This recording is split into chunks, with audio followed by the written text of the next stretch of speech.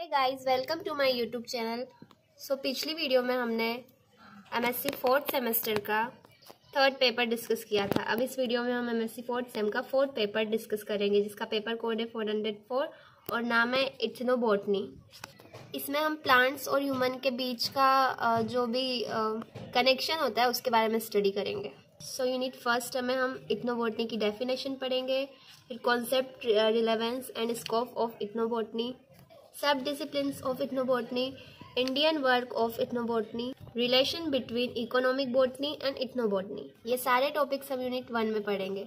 अब यूनिट 2, तो इसके अंतर्गत हम source of data and methods of study of ethnobotany, the origin and utility of some vernacular plant names, sacred groves concept, classification and distribution of sacred groves in India, threats to sacred groves and significance, plants in mythology। ये I think unit third में भी topic था, sorry unit third नहीं, paper third में।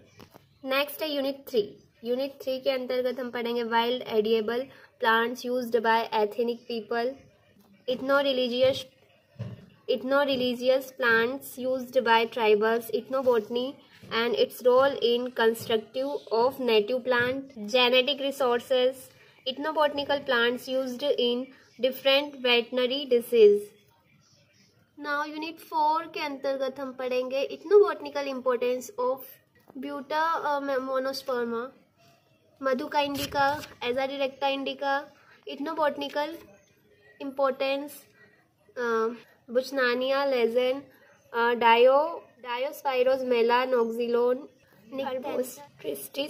निक्थैंथस arbortristis, ethnobotanical plants used in fish poisoning, musical instruments, totem and taboos and their role in conservation. ये सारे topics हम unit 4 में पढ़ेंगे।